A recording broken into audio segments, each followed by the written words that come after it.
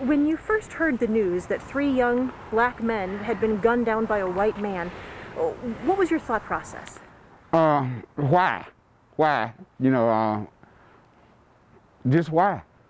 That's the president of the local NAACP speaking with our Corinne Rose today about a tragedy in the fort that has folks asking tonight, was it a hate crime? Good evening. We're glad you're here tonight. I'm Tom Powell. And I'm Linda Jackson. Some people in our community and beyond are calling last week's shootings a hate crime, but as Corinne explains, Indiana does not have a hate crime law.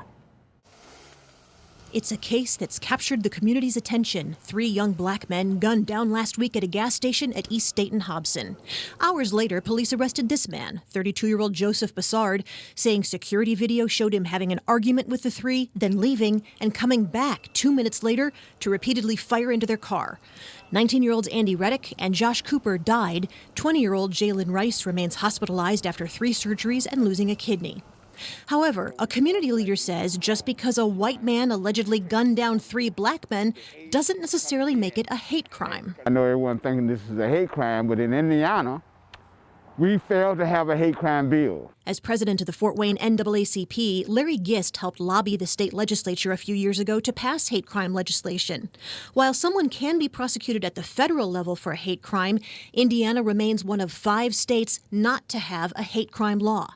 However, the prosecutor can argue at a defendant's sentencing that the crime was committed because of a specific motivation, and that would be an aggravating factor in the case. Allen County's chief public defender says in his 22 years of criminal defense work, he's never seen a case where that's been a factor, but he says it could certainly happen. If the prosecutor believes that the motive for the crime or the crime was committed based on a particular race, religion, disability, whatever it may be, then if they can convince the judge that's why the crime was committed, then the judge has every right to use that as an aggravating factor. Gist says the gas station case is still in the early stages. Anyone that knows the NAACP, we let them do their initial investigation, and then at the final results, if it's not to our satisfaction, then, we move it to the next level. He says, though, that nothing's been uncovered yet to show race was a motive. Speaking with the prosecutor and the chief of police, there's no evidence that this is a hate crime related.